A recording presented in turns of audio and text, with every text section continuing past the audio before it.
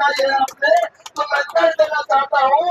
अरे तलवार तुझे झुकना होगा, गर्दन ने बगावत कर ली है, गर्दन ने बगावत कर ली है।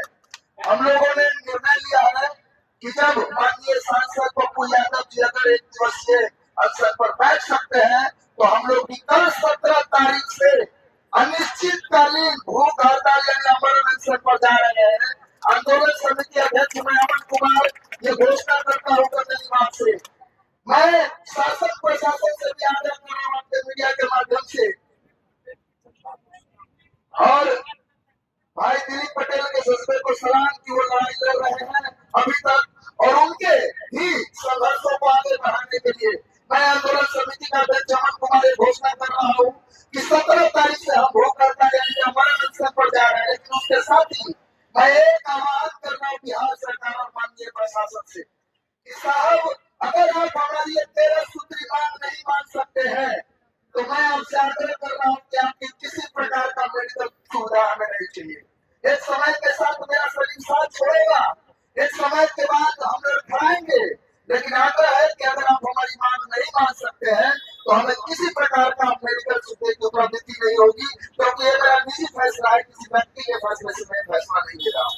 हमारी मांग क्या है साहब? हमारी मांग यह है कि 17वीं यूपीएससी के प्री से लेकर के मेंस तक आपने भाग नहीं किया, उसकी जांच जोड़ पेपर की निरस्त हो, बहाली निरस्त हो। दूसरी मांग है बीएसएससी 3 सालों से लंबित है, 55 लाख अभ्यर्थियों ने फॉर्म भरा है। पहली बार हुआ कि बीएसएससी में यानी बिहार के किसी आयोग पर ताला जमने का काम किया, हम लोगों ने ताला मारने का काम किया।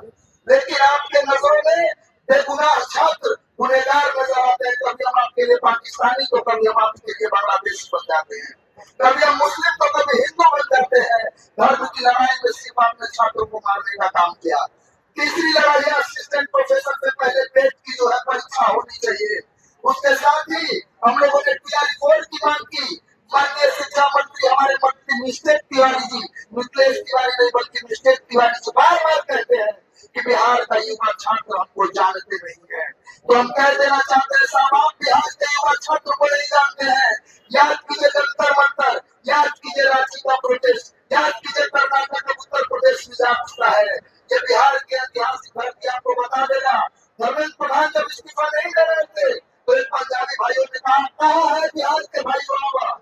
हम लोगों को बिहार से दिल्ली जाने की आवश्यकता नहीं पड़ी, और 22 तारीख को हम लोगों ने राज्य भवन घेर करके पता किया, और धर्मेंद्र प्रधान का इस्तीफा ले लिया। उससे बड़े आप शिक्षा मंत्री नहीं है, उससे बड़े तानाशाह नहीं है। माननीय देश के प्रधान